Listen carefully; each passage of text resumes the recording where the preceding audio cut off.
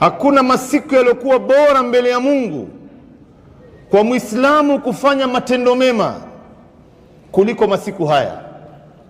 Mwenyezi Mungu Subhanahu wa Ta'ala ameapia ndani ya Qur'an masiku haya, ambapo masiku mengine hajaapia kwenye Qur'an. Mwenyezi Mungu akasema wal fajri wa layalin ashr. Mwenyezi Mungu anaapa na wakati wa alfajiri na masiku 10 ya mwanzo wa Dhulhijja.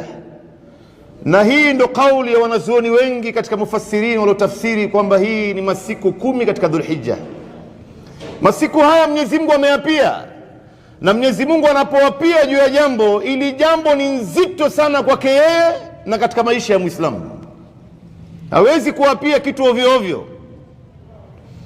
Ndio pale Mtume sallam kuonesha uzito wa masiku haya, Mtume sallam akasema katika hadithi iliyopokelewa na Abdullah ibn Abbas, Mtume anasema ma min ayamin al-amalu salih fihin ahabbu ila Allah azza wa jal min 10 al-ula min Dhulhijja.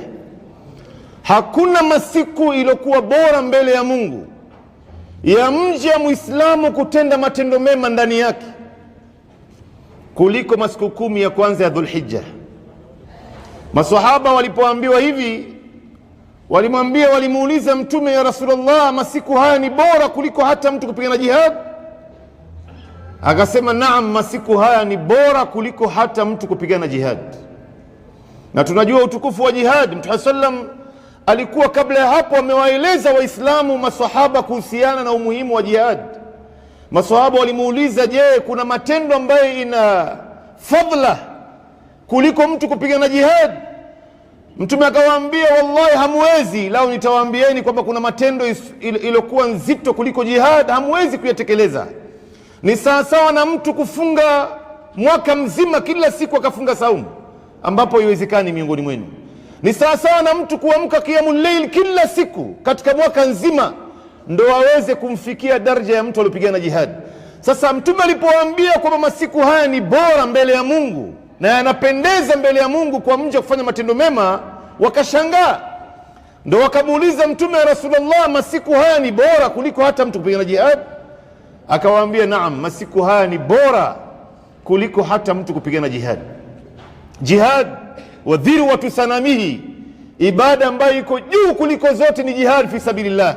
Lakini Mtume sallam akaweka istithna, akasema illa rajulun kharaja binafsihi wa malihi walam yarji min dhalika bishay, isipokuwa mtu ambaye alitoka kwenda jihad na mali yake na nafsi yake, huyu mtu akapata shahada, maana yake akauawa kule, basi huyu mtu naye anakuwa ni bora kuliko masiku haya. Ndio wanazuoni wanatafsiri hadithi hii, wanasema ikiwa mtu atatoka kwenda jihad akapigana na vita vikaisha akarudi nyumbani salama, masiku haya ni bora kuliko huyu mtu. Lakini ikiwa huyu mtu atapata shahada kule, mali yake yote imekwenda, nafsi yake imekwenda, huyu mtu naye ni bora kuliko masiku haya. Bali wanazuoni wanasema haya masiku ni bora kuliko masiku ya kawaida ya mwezi wa Ramadhan, isipokuwa usiku wa Lailatul Qadri khairun min 1000 shahr. Masiku ya Ramadhani ya kawaida hayafikii masiku haya. Kwa nini?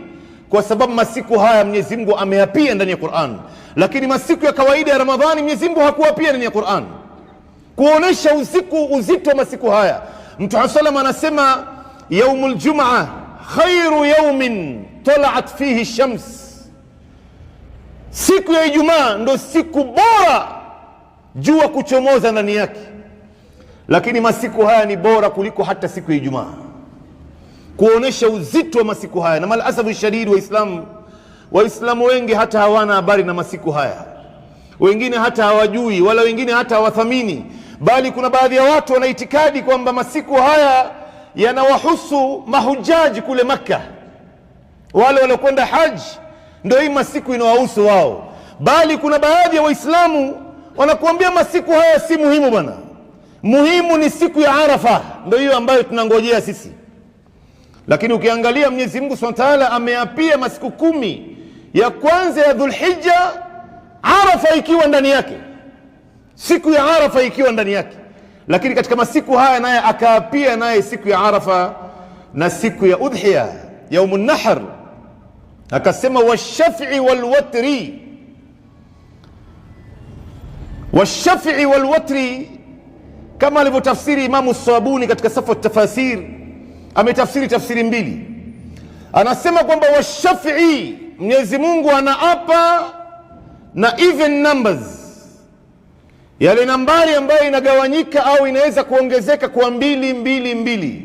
Mfano 2, 4, 6, 8, 10, 12 inaongezeka kwa 2.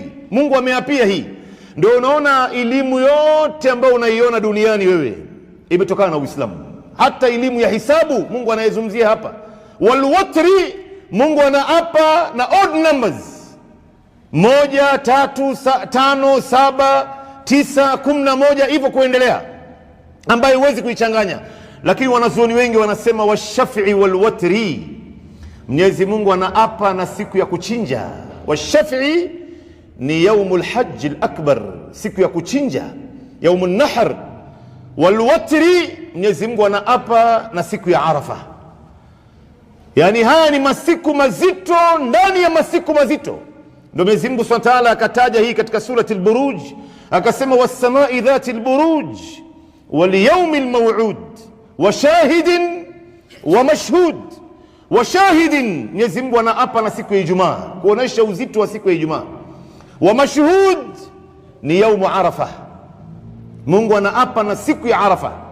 Subhanallah, haya ndio masiku bora. Ndio Muislamu, mbele ya Mungu hakuna masiku kama haya.